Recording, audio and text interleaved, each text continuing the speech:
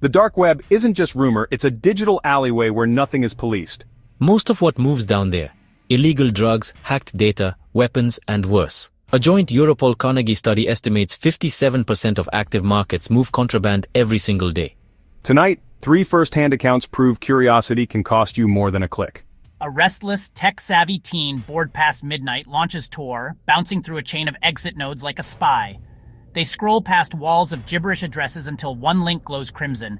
Live experience, enter if you dare. Curiosity wins. The page loads a black window, buffering beside a pixelated skull. Then, tiny but unmistakable, the laptop's webcam LED snaps on. The teen's reflection fills the screen, shocked eyes lit by monitor glow. Instinct kicks in, lid slammed, router unplugged, heart racing. But seconds later, an email pings their phone. Attached is a high-res photo of them, taken through that same webcam, time-stamped 16 seconds ago. Subject line, "We saw you." Police cyber forensics trace nothing. VPN hops vanish. Security blogs like the 420.in and TimeTech warn webcams can be hijacked in under 10 seconds. Since that night, the teen sleeps laptop shut, mic muted, camera lens plastered with black tape, trust in tech permanently shattered. A sophomore computer science major spots a post on an invite-only forum.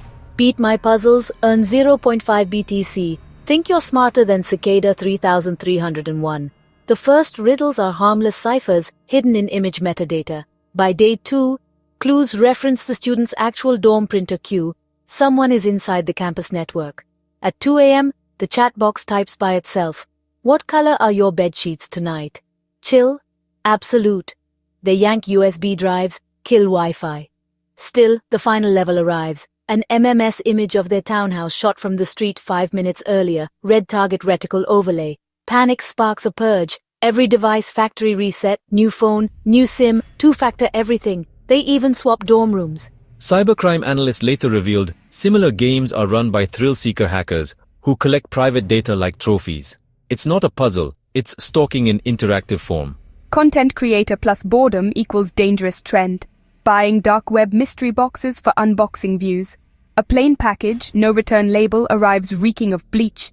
Inside, a strip of cloth stiff with what looks like dried blood, 3 Polaroids of empty playgrounds at dusk, and a 4 GB flash drive. On that drive, one 17-second clip. Handheld footage of an apartment hallway, the exact hallway outside the creator's door, shot earlier that afternoon.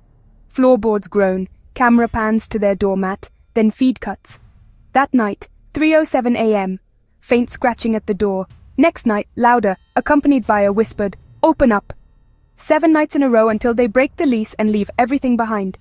Vice later calls these boxes morbid clickbait, sometimes evidence of real crime.